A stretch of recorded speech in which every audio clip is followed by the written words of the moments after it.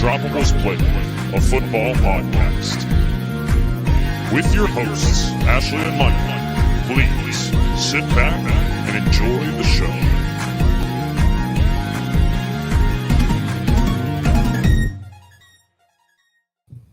Hi, everyone, and welcome back to the Undroppables Playbook, a football podcast presented by the Undroppables and sponsored by Analyst Depot. I am your host, Ashley. This is my co-host, Michael Duncan. How are you? I'm okay. Been better? Been better. Yeah, I wonder why. I wonder if we'll get into that. Oh, we will. I'm very excited for 15 Second Frenzy today to hear all about what you have to say. Great. Yeah. I'm glad you are. You might be the only one. I am very excited. But we have a lot to talk about today. We're going to do the usual, some news, the injury report, and our segment today is going to be on the current playoff picture in the NFL, which changes week to week. I mean, there is so much variance in this NFL season, so I'm excited to dig into that. But we can get started with the news. It is a somber start. I know we do talk about the NFL here, but I do just want to mention and pay our respects to the 3 University of Virginia football players who were killed late Sunday night when returning from a class field trip. They were junior linebacker Deshaun Perry, junior wide receiver Devin Chandler, and junior wide receiver Lavelle Davis. The suspect who allegedly murdered them has been caught, but we do pay our respects to their families and to all who knew them. As for NFL news, 49ers linebacker Dre Greenlaw was ejected in the second quarter of Sunday night's game after a hit to the head on quarterback Justin Herbert. The Saints have announced that they will stick with Andy Dalton at quarterback this week. Deshaun Watson returned to practice this week. He'll be able to play in week 13, but he's allowed to start practicing early, so he's practicing this week. I do want to mention 2 interesting tweets I saw from some NFL insiders. Josina Anderson said this January will be interesting in the NFL coaching carousel cycle. There's talk behind the scenes as to whether any one of the 3 NFL's longest tenured head coaches will step down after this season or next as this list gets compiled in preparation for vacancies. We will see. And Dev Kleiman said that the reason the Raiders won't fire Josh McDaniels is financial, that they don't have the money to fire him. The team is cash poor and can't afford to fire McDaniels and then pay another coach. The tweet does say he'll be coached this year or next year, but that is something you and I had talked about and has been a huge topic of discussion over the past few weeks. Odell Beckham Jr. is suing Nike for over $20 million as he says that they did not honor their commitments when he was a Nike athlete. I do want to mention OBJ did clear his physical this past week and said he wants about 2 weeks to make sure he's fully in NFL shape before he signs with any of the teams. I know last episode we did mention a whole bunch of the teams that I think is down to 4 that he really wanted to go to. Yeah, and he's trying to narrow it down a little bit more. Yep. I do want to mention that one that I sent to you. It's not really news, but an interesting little tidbit that if the Broncos had scored exactly 18 points in all of the games they've played so far in regulation, they would be 8-1. Their defense is very good. Mm-hmm. Their offense is not. Yeah, 18 points. Just wanted to put that one out there. The Cardinals, there was so many transactions over the past week. I do recommend if you are looking for all of them to just Google NFL transactions and go to the NFL's website or ESPN's website. They have all of them there. I just wanted to mention 2 notable ones.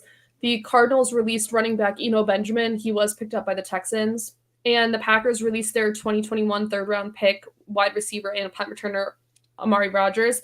He fumbled 7 times this year doing those jobs. So they did release him. One other thing to note is that the Pro Bowl voting opened up this week. Remember, we do have a new Pro Bowl format. We're getting like a skills competition and a flag football competition. I'm so excited. There are some people who are not excited for that, and I am so excited.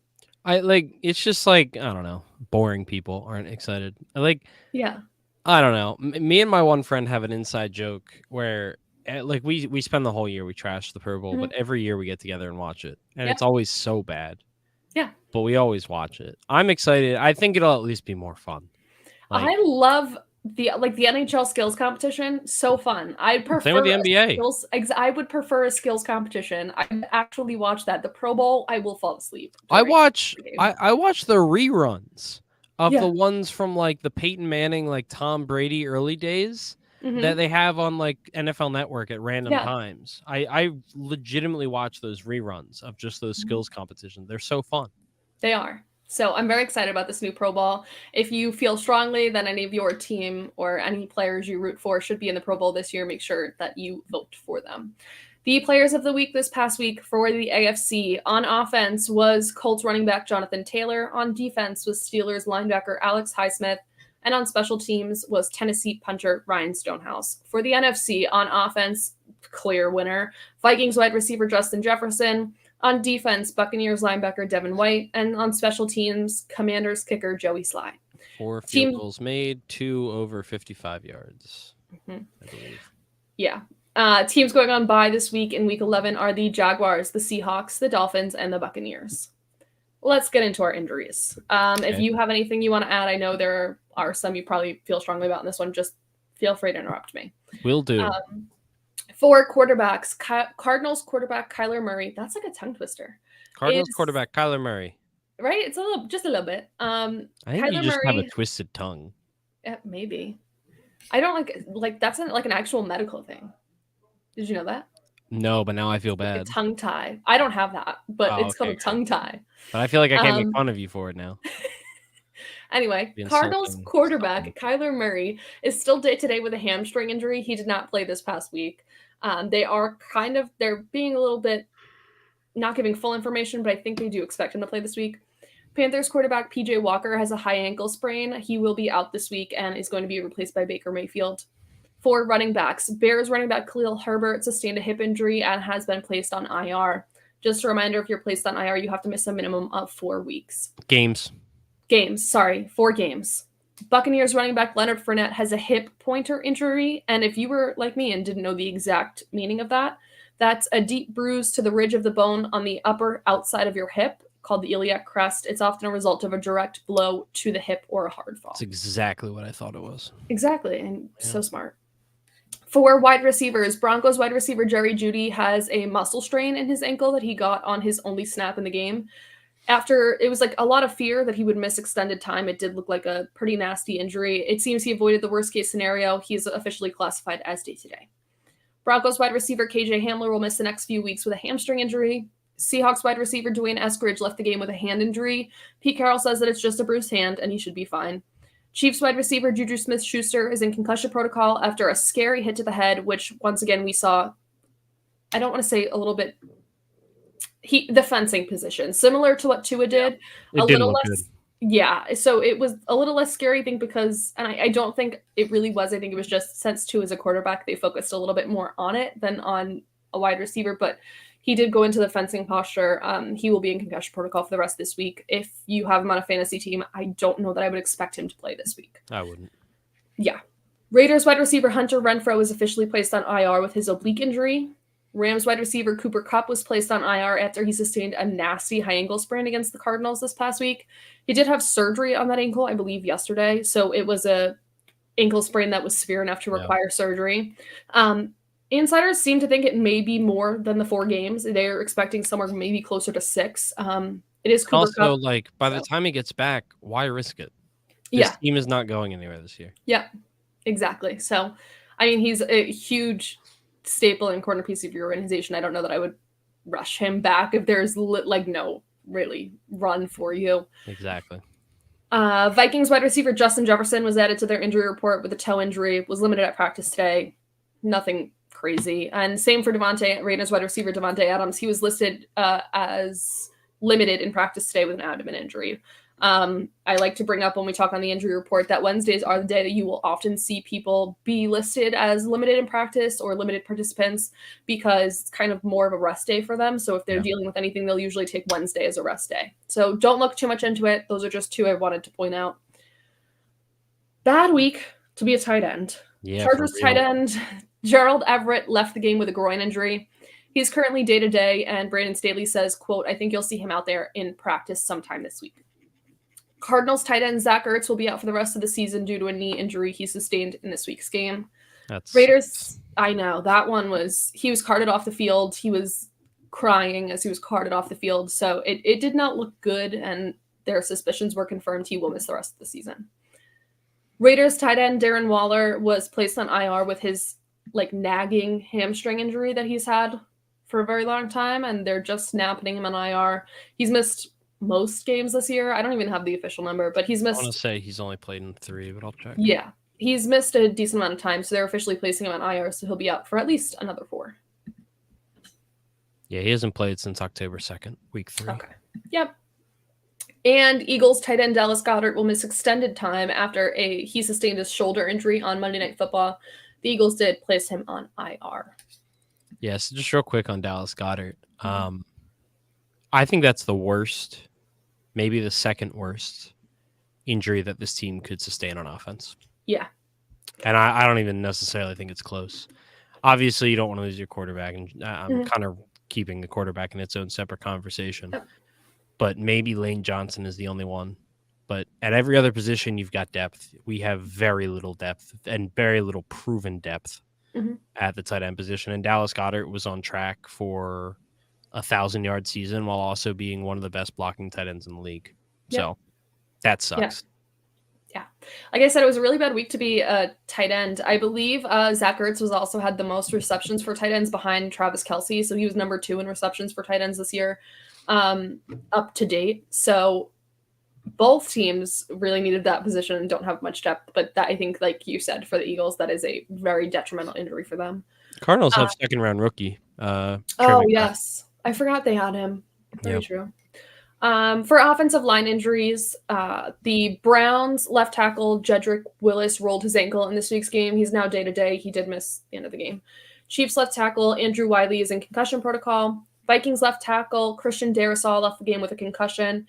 And the Rams kind of have worst-case scenario on offensive line and lost 2 more offensive linemen. Rams right guard Chandler Brewer has an MCL injury and will be out 4 to 6 weeks. And Rams left tackle Alaric Jackson is dealing with blood clots. He's going to be placed on blood thinners and will miss the rest of the season.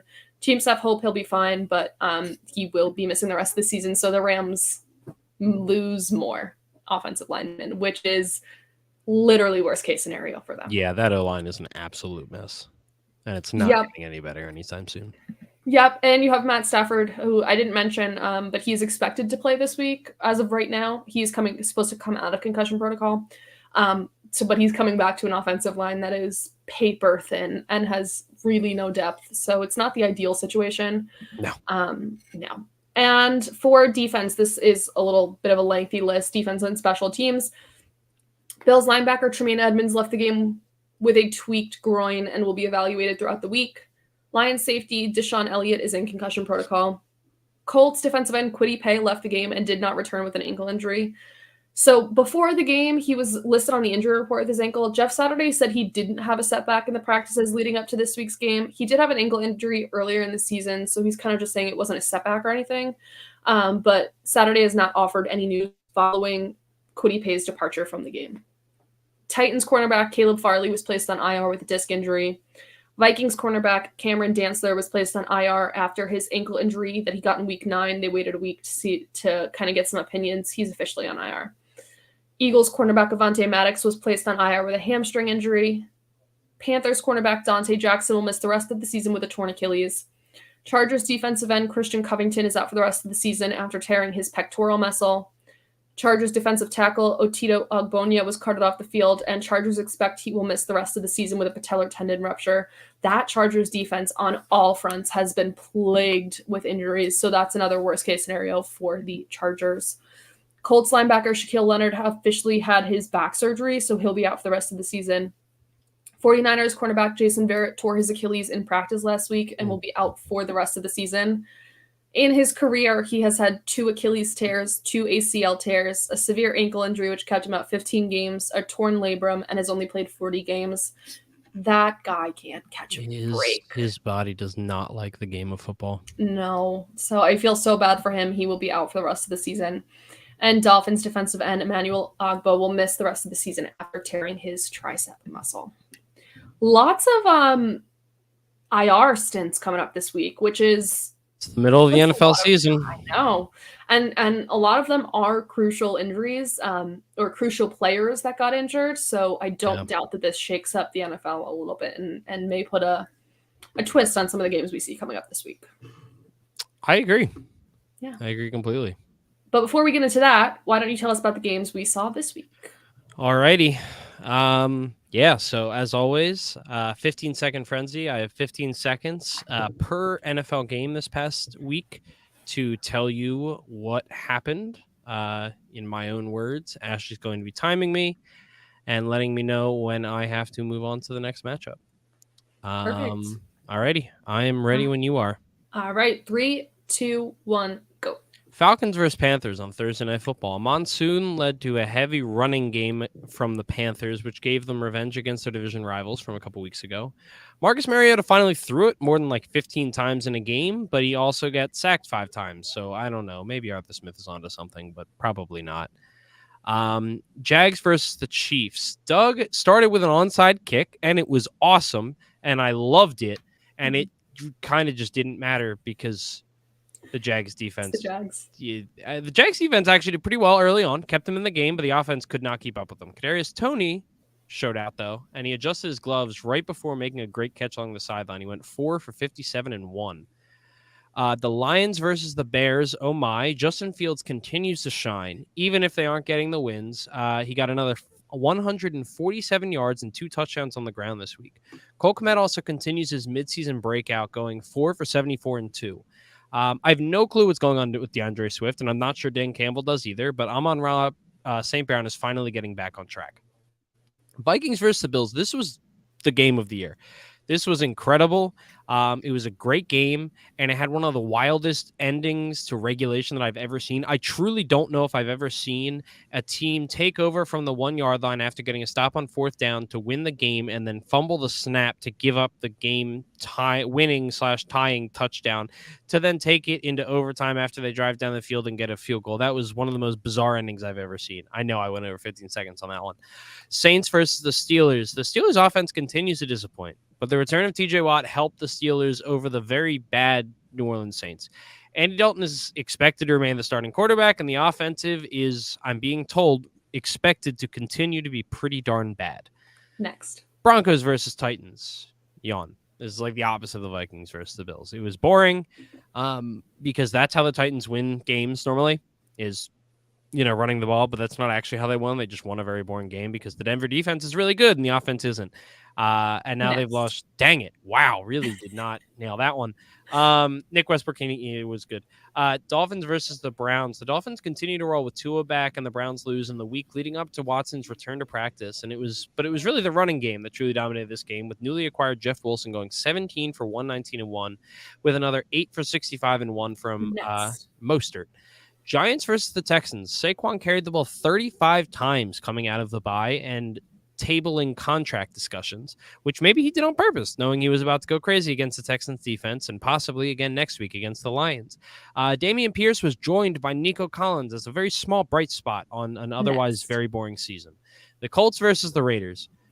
This is just hilarious. Jeff Saturday went from tweeting about the Raiders being horrible to getting off his couch like every man in America wish they could do, to go then coach an NFL team and beat the team that he tweeted about the week prior. That's hysterical, and it's awesome. Cowboys versus the Packers. I love seeing the Cowboys just absolutely blow it against a hopeless Green Bay team. Watching Mike McCarthy throw his headset was awesome. The Aarons, meanwhile, Jones and Rodgers, both got back on track with big games, while Pollard did his best to carry a very up-and-down Dak Prescott. The Cardinals versus the Rams. Colt McCoy wins in the battle of the backups, I guess. It was kind of mostly James Conner, and he had some help from an overachieving wide receiver course. Rest in peace, Cooper Kupp. Cam Akers sucks. Rest in peace, the Rams. They're all bad or injured. Chargers versus the 49ers. No one loses quite like the Chargers, especially on the national stage. Also, the fact that the Niners traded for CMC to have Eli Mitchell look great and then also play over him in the red zone is exactly why you don't do large trades for running backs. Justin Herbert misses all of his wide receivers. Commanders versus Eagles. I'm just going to let you know this is going over 15 seconds. I figured. Yeah. Okay. So let me start by saying this will probably just roll into whatever we're going to talk about next. But let me just say the Eagles did not deserve to win this game. I want to make that very, very clear. I do not feel as though the Eagles deserve to win this game. This is not me being a a pissed off Salty. Eagles. Yeah, salty. That's the word. A salty Eagles fan. They did not deserve to win that game. They should have lost the game. Of course. The thing is in the NFL, every week there are teams that do not deserve to win games that play poorly for 58 minutes and still win games. This is one of the most poorly officiated games I have ever seen. And it just goes back to conversations we've already had this season. One, you need to be able to stare at a replay and say, oh, wow, that was clearly a penalty. Let's throw a flag now. That's an issue. Dallas Goedert got injured and fumbled the ball on what was a very, very, very clear face mask penalty. It was egregious. I will give you that one. And it's not like it was they got bailed. They would have gotten bailed out by a flag. Like, no, that had a very large amount to do with why he fumbled the ball. Again, the Eagles did not deserve to win this game. I'm going to keep throwing that in there. That was a major turning point in the game. That was major. And it injured Dallas Goedert. No flag was called. Then also, C.J. Gardner-Johnson was called for unnecessary roughness. The dude was just very clearly in bounds as he was trying, it was along the sideline. The dude was running out of bounds, but he was very clearly still in bounds. And that was a horrible call that the refs got away with because C.J. Gardner-Johnson made a pick on the very next play. Whatever. Moving on. Finally, Taylor Heinicke. Wow. Okay, so first of all, the NFL better be aware that they have now revealed a cheat code.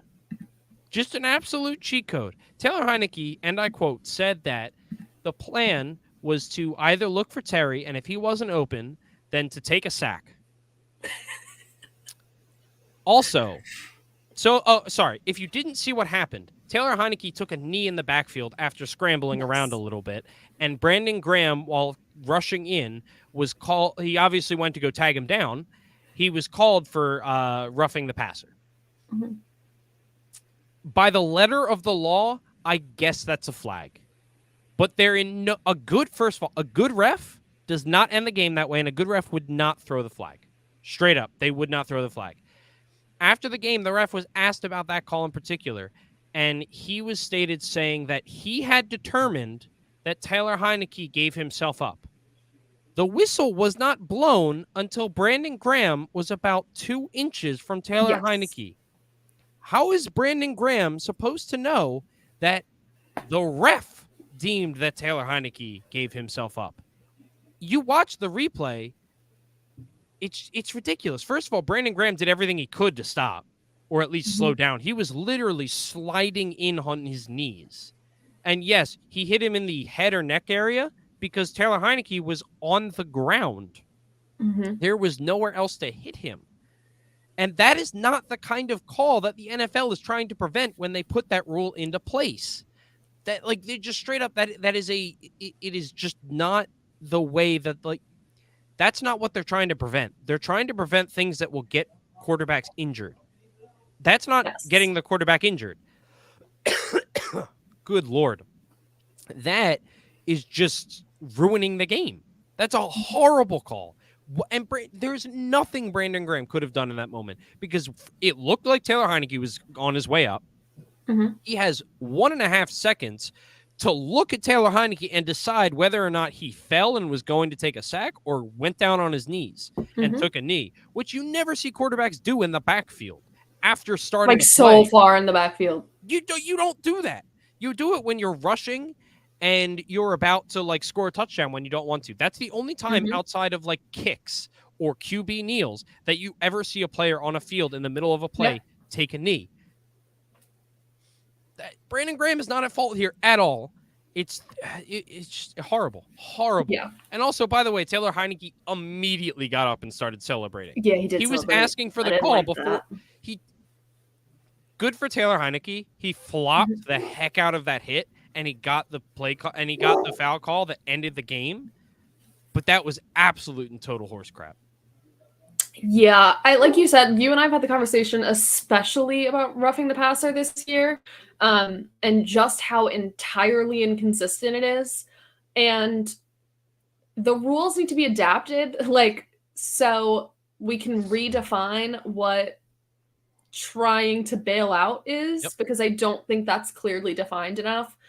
And when the foul actually happens to when the whistle is blown, what's the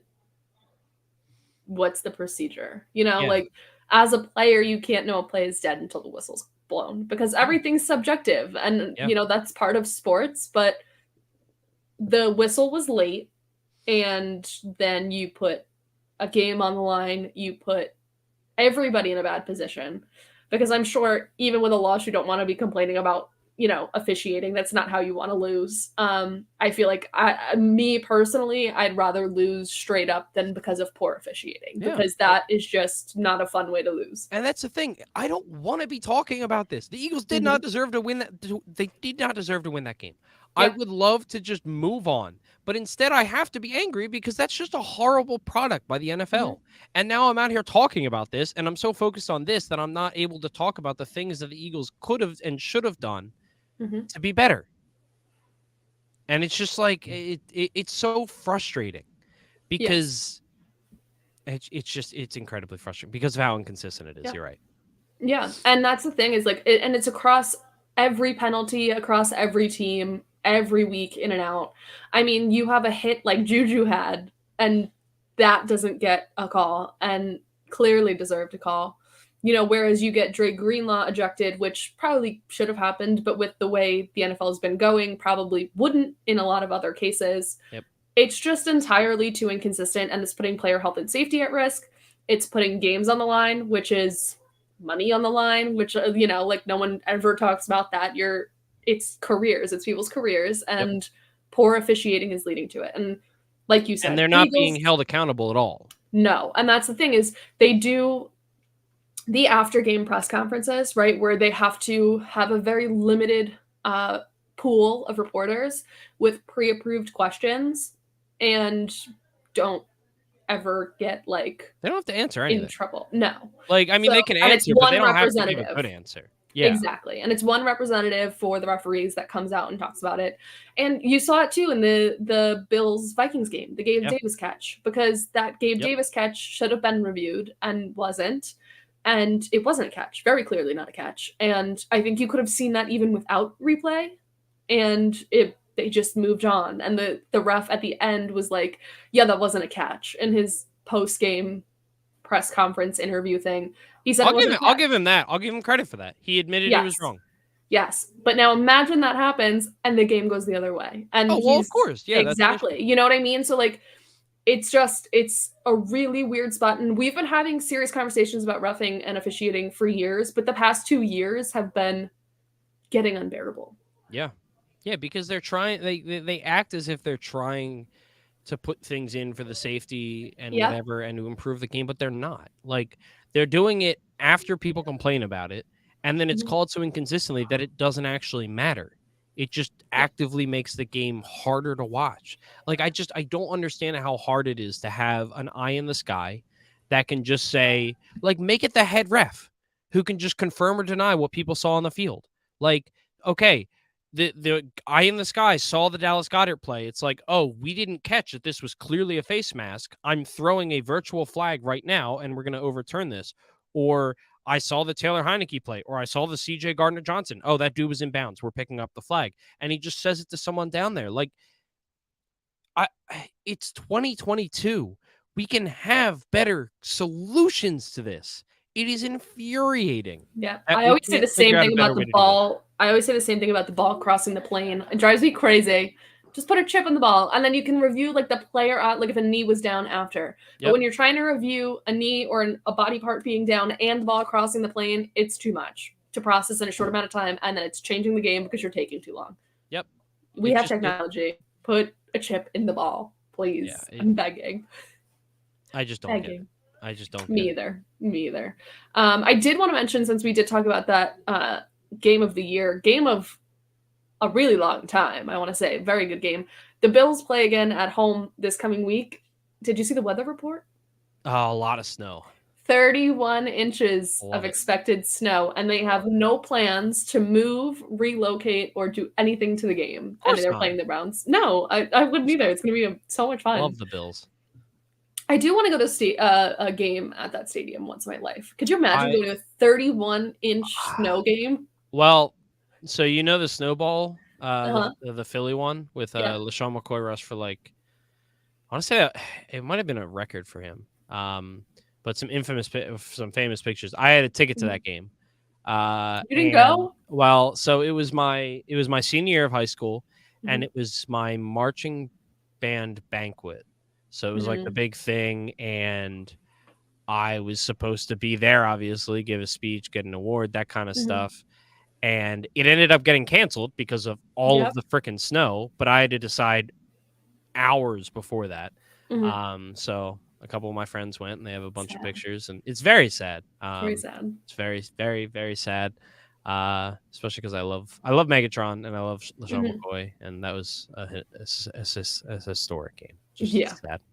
Yeah. So if you're planning on going to the game in Buffalo or have fantasy players playing in that game, because I couldn't imagine what fantasy score looks like in 31-inch snow, just LaShawn be McCoy, prepared. great.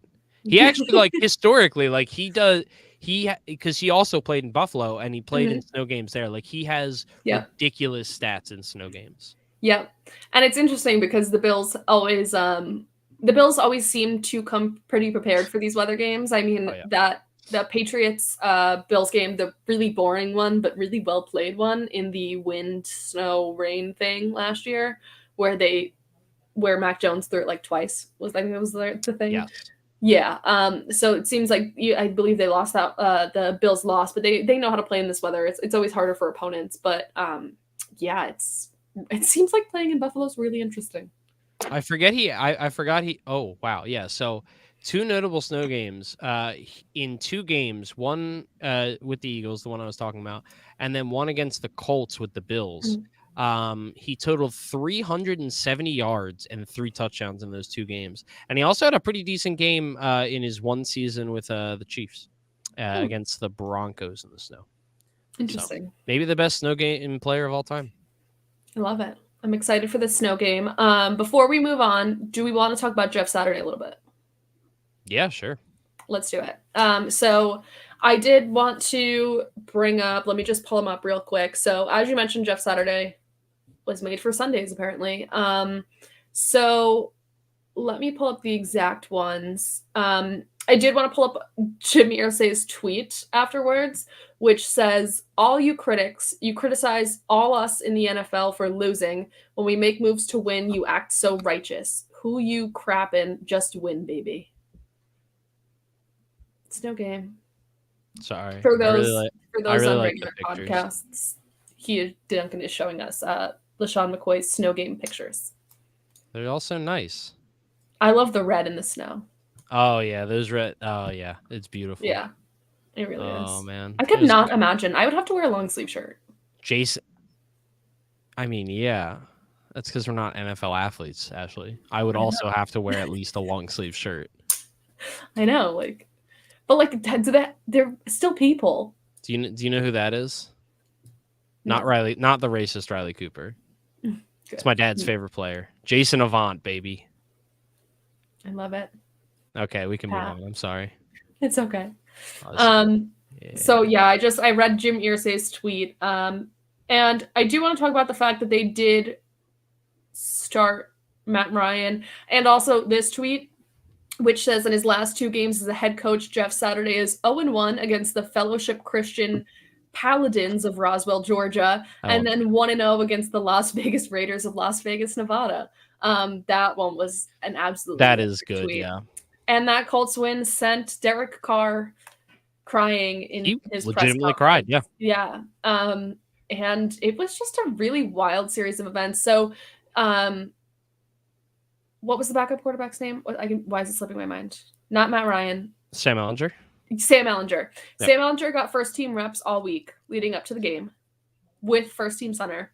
And then come pregame, Matt Ryan is warming up with first team center and starts. And that was seems like they made that decision early, but didn't let anybody in on it until pregame. And Matt Ryan is back. But I do want to talk about it a little bit in the fact of Jim Irsay was a very loud voice on the Frank Reich, you need to bench Matt Ryan conversation. He was the loudest voice. Yeah. and maybe the only voice. I don't know. Definitely not the only voice. But then hires Jeff Saturday with no experience and then lets him start Matt Ryan. I just want to know thoughts and like how this whole ordeal is gonna work out. I mean, how is it gonna work out? That's a great question. I don't have a good answer. I mean, they play the Eagles this week. Mm-hmm. I don't think that game is gonna go like the Raiders game. No. They have a really rough schedule coming up. Really rough.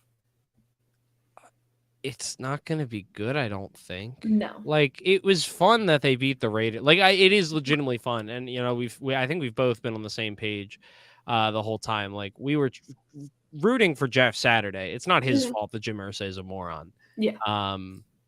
It is very fun that he beat the Raiders.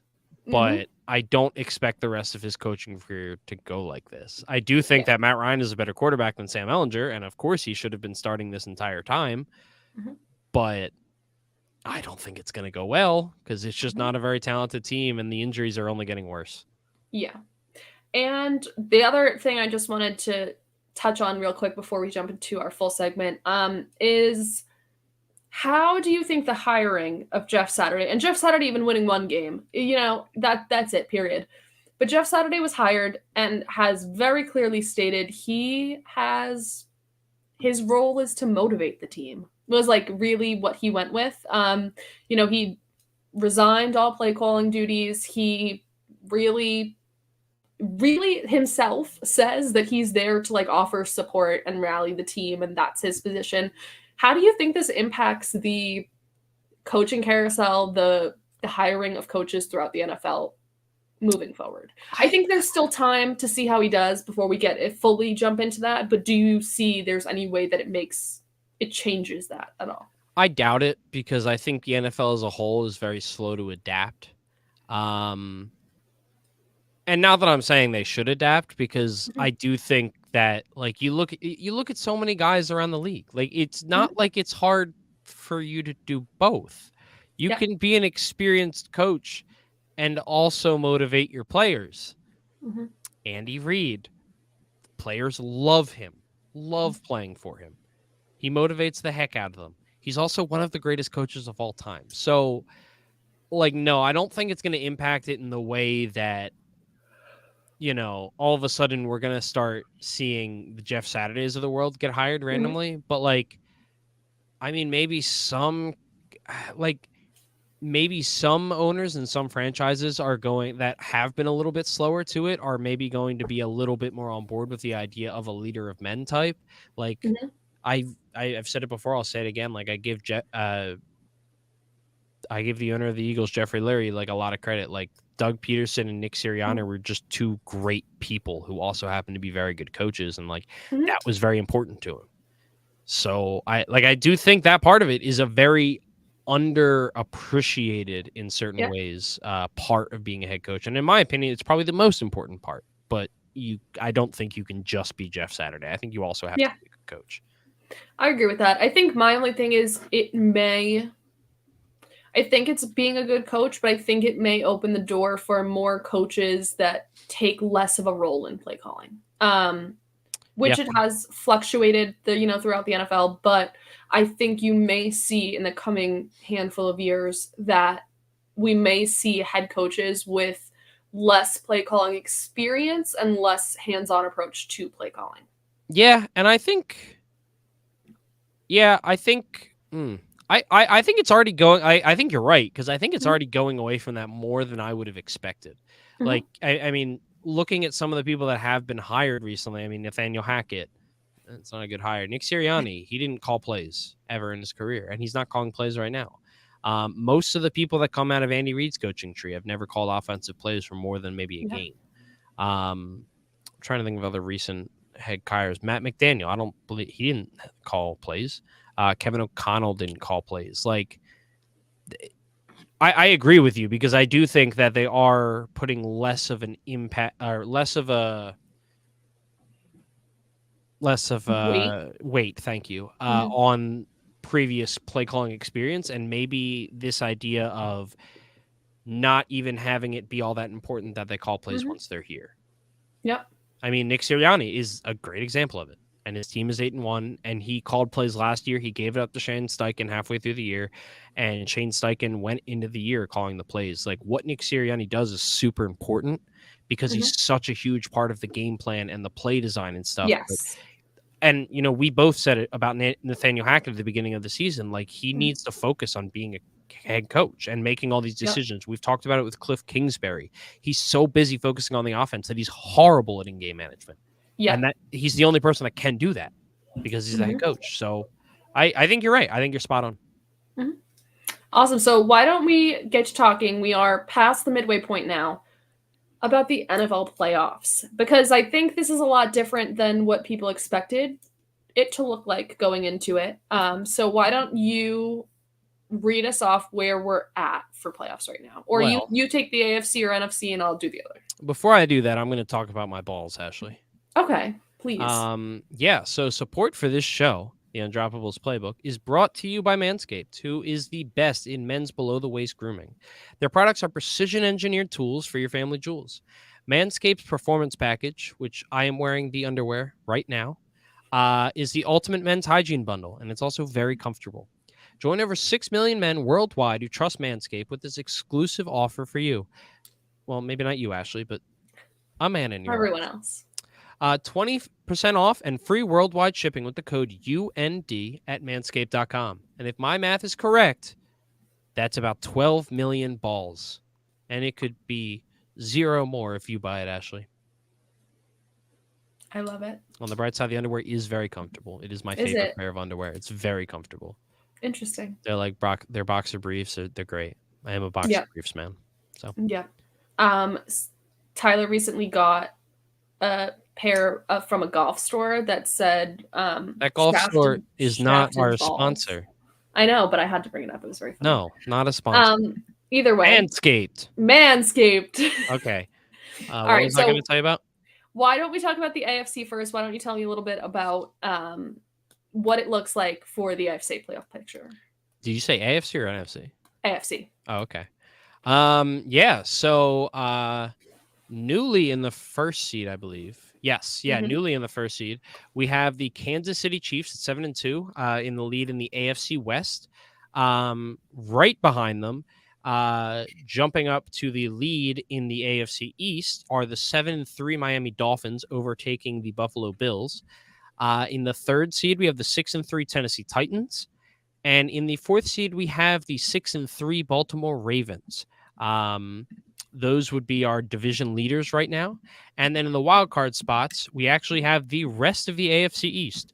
The 6-3 Jets, the 6-3 Bills, and the 5-4 New England Patriots are the 5, 6, and 7th seeds, respectfully. Yeah, so the entirety of the AFC East right now is on track to make playoffs. That is true. At this point in time. Yes. So both East, the AFC and the NFC, are very well, but they got the NFC East beat because as of right now, we only have 3. They have all 4 in the top 8 spots in the AFC. We have more wins, though. True. Very true. But still, very close. Behind them on the bubble are the 5-4 Los Angeles Chargers, the Cincinnati Bengals at 5-4, and the Colts at 4-5-1, all in second place. Newly rejuvenated Colts. Yeah, I know. Imagine they go on a run, like a huge run. Well, Jonathan Taylor already went on a huge run. Oh, that was a good one. It was like 66 yards for a touchdown. I'll give that one to you. Thank you. So, is there, for you, what do you see changing by the end of the year, or any surprises right now, anything like that? Yeah, so really the only 2 spots that I think might not change in the slightest are the Titans and the Ravens at the 3 and 4 seed. Like maybe the Bengals sneak in there instead of the Ravens, but I don't think they move. I don't think those divisions move out of the 3rd and 4th spots. And I really don't think outside of the Bengals that anyone else in either of those divisions is going to be at all interesting. So to me, those 2 spots are between those 3 teams. And maybe one of the third ones sneaks into the 7 seed. because they're still only like a game behind the rest of the AFC East. But yeah, I think the Titans are done with the AFC South because everyone else is a train wreck except somehow the Colts. But yeah, for me, the interest is, I mean, it has to be the AFC East. Yeah. The Bills have not looked good lately, and even more so than that, Josh Allen has not been good lately. That's exactly what I was going to say. It's for a man. By the way, that is why I did not pick him as my MVP last week. Just saying. Interesting. But this was a guy who never made like mental mistakes, and there has been a lot of mental mistakes, and mostly in the red zone, and very costly interceptions in the red zone. Yep. The Bills have kind of just looked off, and I don't know if they're in a funk, and I don't blame them for it. They've been, on a run. From the end of last season to now, have been on a run and having a little bit of a lull right now, and I think it's to be expected. But I just don't know, in a super competitive division, if they can carry on like this. They have to make some sort of stand right now to be able to fully like maintain their hopes, because that's a super competitive division. More competitive than I thought it was going to be. Oh, absolutely. I mean, the real surprise there is the Jets and the Patriots. I mean, the Patriots are in last in that division. That's the wild part, really. I'm trying to find what the Bills' division record is, because I think it is going to come down to that for the teams in that division. Why can I not find this easily? I can pull it up on ESPN. Give me 1 second. Anything else you want to say? Do you think the Bills are 0-2 in the division? Sorry. Okay, there we go. They actually have the most losses of anyone in the division. Yep. So that's massive. That's huge because, like we said, this is the most competitive division in football, probably. Yeah. And the Dolphins are just so good. Like, they haven't lost with Tua, and that's they are firing on all cylinders. And I think the big thing that the Bills have over the rest of that division probably is the balance of offense and defense. I mean, they only have 2 less points than the Dolphins on the season, but they have almost 100 less points allowed than the Dolphins. Whereas every other team is kind of good in one of those 2 categories, but not both. Like, there's a reason that the Bills are good. Like, there's a reason we know that they're a very good team, but they can't keep losing these very important games and these big games, the games that are really going to make them stand out. Like, being 0-2 in division is really bad. Yeah. Like, the loser of this division might only have 2 losses in division. That's the crazy part. I don't know if that's statistically possible. Actually, I don't think that's statistically possible. I think it has to be 3 or 4. But they're already at 2, and they're 0-2. So that's bad. They haven't proven that they can beat anyone in the division because they're 0-2. Ignore my math. No, you're good. So who do you think the number 1 seed at the end of this season going into playoffs is going to be in the AFC? The Chiefs. I agree. And I counted the Chiefs out this year. I'm more than happy to admit my mistake in doubting the Chiefs. And I think I way overvalued what the Chiefs were going to look like losing Tyreek Hill. The Chiefs and Tyreek Hill are both succeeding. And I'm happy to be wrong about it. I do like the Chiefs, but I do think the Chiefs end up there. I think the Dolphins could make a run for it, but I do think the Chiefs end up there. Yeah, I think the reason I chose the Chiefs over the Dolphins or the Bills is really just because of the division. Like, the Chargers have just been so beat up, and they just haven't looked that good. The Broncos are horrible, and the Raiders are even worse. So, like, that's the rest of their division games, whereas the Dolphins and the Bills have to go up against the Dolphins, the Bills, the Jets, and the Patriots for the rest of the season. Like, that's a lot tougher of a road just to, win their division, let alone be the 1 seed. And schedule just, like, has so much impact on... That's what I was just pulling up right now, who each of the teams had left to play. So the Chiefs have, in order... Chargers, Rams, Bengals, Broncos, Texans, Seahawks, Broncos, Raiders. So their end of season could very well make a push. For the Seahawks and the Bengals are the ones I'm afraid of, and I guess the Chargers. Like, you at least got to think about them. But and then for the Dolphins, they have the Texans, the Niners, the Chargers, Bills, Packers, Patriots, Jets. Yeah, I mean, in division, and then plus the Niners. Yep. The Packers. I don't think the Packers are ever a pushover, even if they're bad, because they have Aaron Rodgers, as Dallas has now proved. So. Yep. Yeah. So, I mean, both of those schedules are hard, and I think it's going to be a race down to the end for that. But I do think the Chiefs end up on top at the end. I agree. All right, and for the NFC right now, why don't you tell us what's going on over there? Yeah, so the Eagles are still in first. They did lose, but they're 8-1, and they hold the tiebreaker of the head-to-head over the Vikings, who are the second seed and first in the NFC North. They're both 8-1. The Seahawks are the third seed at 6-4, winning the NFC West, and the Buccaneers are first in the NFC South at 5-5. Then we have the Giants at 7-2 as the fifth seed, the Cowboys at 6-3 as the sixth seed, and the Niners at 5-4 as the seventh seed. None of them obviously leading their division. And then on the outside looking in, we have Washington at 5-5, the Packers at 4-6, the Falcons at 4-6, and the Cardinals at 4-6. So all within kind of a game or two of their division. With the exception of Washington, who's actually the closest to actually making the playoffs of those. So. Yeah. So I just want to say I'm so happy we were right about the Vikings. Because we were both on the same train that the Vikings were going to way outperform people's expectations this year.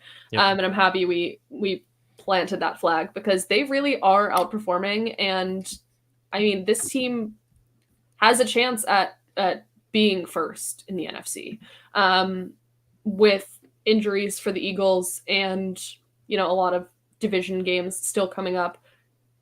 There is a chance the Vikings end up at first place in the NFC, which I think we even speculated was possible.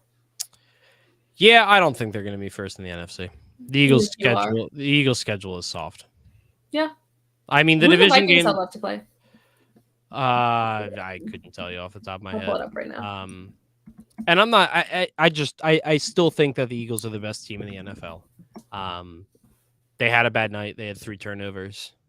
It happens. I mean, the Vikings got absolutely destroyed by the Eagles.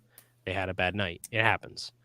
But the Eagles' schedule, combined with just how complete they've been as a team, I think it's going to remain as the Eagles as the 1 seed. So the Vikings' rest of schedule is Cowboys, Patriots, Jets, Lions, Colts, Giants, Packers, Bears. Oh my! I know. That's not an easy schedule. Yeah, I think a lot of these, like you said about the Packers, and I think we could talk about them in this situation too. I do think the Packers are going to kind of go on a little bit of a run, and I think they could sneak their way into playoffs with how bad they were playing at the start of the season. Like you said, I don't think you can count them out. No. And I think the Niners are probably going to move up throughout the rest of the year once they get situated with figuring out what they're going to do with their running back room officially. But I'm more so intrigued in looking at the NFC East as a whole because right now we have 3 teams in the playoffs and 1 sitting on the bubble. Yeah. Crazy. Division games are going to be really important. Mm-hmm. What is the Giants' upcoming schedule? Let me pull it up for you because I want to make sure I have all of them. So we still have to play you guys twice. I know that for sure. I know. Yeah, one of them's week 18 rather. Yes. So the Giants' remainder of schedule is Lions, Cowboys, Commanders, Eagles, Commanders, Vikings, Colts, Eagles. Yeah. So your schedule is basically like the NFC East. We have 4 division games. The Vikings. Left. 5 division games, 2 back-to-backs. Yeah. It's the NFC East, the Vikings, and what was the last one? The Colts. Yeah, the Colts. And the Lions this week. Oh, yeah, and the Lions. Okay. Mm-hmm. That's a hard... I think you guys might have the hard... you definitely have a harder schedule than the Eagles. Mm-hmm. The Eagles still have 3 division games left because we have the Dallas once and we have the Giants twice.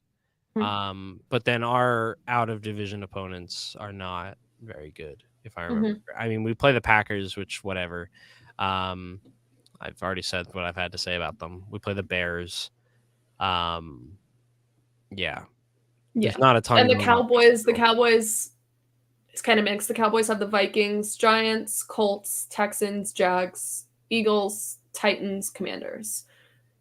Titans are that's a tough game. Yeah. The Eagles also have the Titans. Yes. Yeah. Without Jordan Davis, maybe actually that's the first game Jordan Davis could come back. So, regardless, yeah, I don't know. I think it's going to be the Eagles. Of course, I'm going to say that. But I don't know. I'm starting to believe in the Giants. I guess. I'm just waiting for it to fall apart. It doesn't make sense. We all are. Like, it doesn't make sense to me. Like when they beat who they beat this week. We beat the Texans. Oh yeah, it's like whatever. Like that doesn't change my mind. But then they beat the Seahawks. Did they beat this? No, they lost. No, we lost to the Seahawks. Yeah, like I need to see division games from the Giants. Yeah, because we've only played one. Shut up, babe.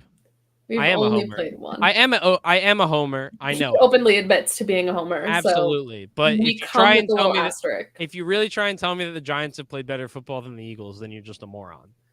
If you want to make an argument about the Cowboys, sure, do it. Fine, go ahead. But I'm sorry, Ashley. I don't think the Giants have played better. No, they've played scrappy football. They have not played clean football. And in the game against the Seahawks, you saw that the Giants really need to play perfect football in order to win a game. And they've had to play scrappy football throughout most of the season.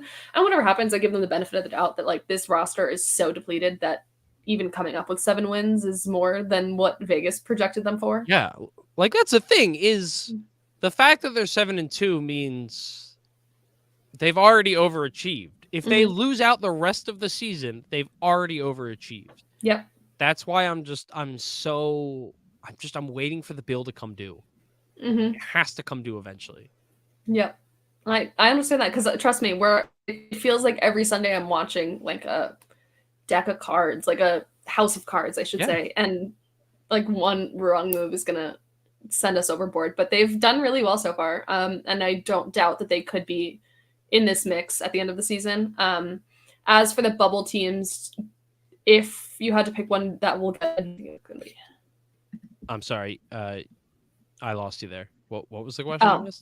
As for the bubble teams for the NFC, if you have to pick one to get into playoffs at the end of the year, who do you think it would be? I mean, I think the easy choice is the Packers. I mean,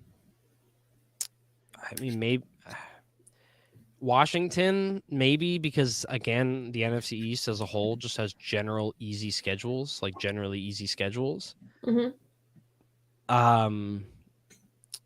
But yeah, I don't believe in the Cardinals. I don't believe in the Falcons. No. So yeah, it's probably the Packers or the Washington football team, which isn't really a fun answer. But yeah, no, I think it's the Packers. I do think it's the Packers. Screw it. I'm going to say the Bears. Honestly, I would love it. Imagine the Lions going to run. You know who it won't be? The Saints. They suck. Yeah, what is going on over there? At least they have a high first-round pick to draft a special player. I know, lucky them. Oh, wait. News alert. The Eagles have their first-round pick. Morons! Yeah. It's like idiots. 4. I think it's like, what was that from right now? Four. But 4 of the top 10 picks are teams that traded away their first-round pick. I think that's what it is. Yeah. Something like that. And I think 2 of the top 10 picks right now, the Eagles and the Seahawks, are like winning records. Yep, and that's what it is. It's like teams that traded and have winning records and have the other team's first-round pick, which isn't like the top 10. But it's crazy, and like I said, this season has been really weird, and can't like overstate that enough. Would it be understate or overstate? I can't say that enough. Let's just put it like that. So I think you can't overstate it enough is not correct. It's I can't overstate it. Interesting. You're not allowed to overstate something more than enough. You just overstate it or understate it. Like this is overstated or this is understated, not overstated. Okay, so I'll just say I can't say it enough. Sure, that's that. Yeah, that is. Yeah, that's fine. There we go. I can't say it enough that this NFL season is weird and wonky and wacky, and I think there will be a lot of change-ups. I do think you'll still see a lot of these key like pillar teams in the playoffs, but I don't doubt that the end of this season is going to come down to some really close divisional games. That I agree with. Yeah, Yeah. I mean, the AFC East and the NFC East are both going to be really, Mhm. really, really exciting to watch until the end. Yep. And who knows? Maybe that week 18 game that we're going to see will. Wait, are we going to week 18? Isn't that it's the last one? Oh my God, is that the one we're going to? Yes. I thought we were going to the first one. No, I thought we were going to the second one. Oh, you're probably right. Yeah. In January. The first one's in MetLife, and the second one's in Philly. Oh, yeah, good point. Yeah. So I'm sure it's what I agreed to in the past. I'm just tired. yeah, probably. It's okay. But we are at our time. Anything else you want to add before we start wrapping up? It's been a rough week for Philly, man. We lost the MLS Cup. We lost the World Series. Mm-hmm. James Harden's out for a month, and now the Eagles are undefeated. And Dallas Goedert. Yeah. Yeah. Also, can we just talk about that Washington is the undefeated slayers? They stopped the Steelers' perfect season, and then they stopped the Eagles' perfect season. So they just have a gripe against the entire state of Pennsylvania. No, we and can't their perfect talk about seasons. That. No, we can't? Okay. No. Well, then let's talk about where people can find you. Crying in my bed or in the shower. Otherwise, you can find me on Twitter at mpduncan75, or you can find me playing Pokemon on Friday when the new game comes out. Other than that, you can find me in the Undroppables Discord, where you can gain access to that through our Patreon, which is patreon.com/theundroppables. You can find me producing the Undrafted podcast hosted by @DinoGameTheory. And you can find me on my Sunday morning Start Sit show with Derek, Under the Wire, at 11:30 a.m. Eastern Standard Time on Sunday mornings. On the FF Chat Discord. There you go. You can find me on Twitter at Ashley_Marie with 2 A's in Ashley. You can find me and all my content with the Undroppables at theundroppables.com. Same thing goes for becoming a patron, signing up on patreon.com to have access to all of the Undroppables. And you can find both of us here live every Wednesday night at 8 p.m. Eastern Standard Time. You can find us and stream our podcast on whichever platforms you prefer to listen to, Apple Music, Spotify, anything like that. If you do listen there, please go ahead and give us a good review. We hope you all have a wonderful week. If you're going to the new Snow Bowl, buckle up. And if you don't tune in before Thanksgiving, I hope you have a happy Thanksgiving. But either way, I hope we see you next week. Go Birds. Bye.